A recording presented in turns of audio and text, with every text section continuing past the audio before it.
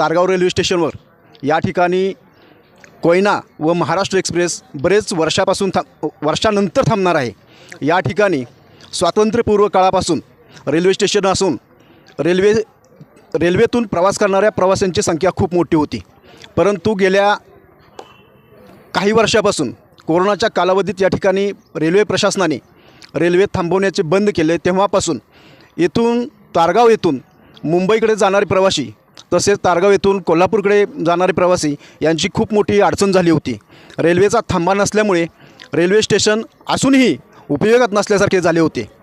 सातारा जिल्ह्याचे खासदार श्रीनिवास पाटील यांच्या माध्यमातून रेल्वे लढ्याचे मुख्य प्रवर्तक विकास थोरात यांनी या ठिकाणी रेल्वे थांबवण्यासाठी प्रयत्न केले। भीकर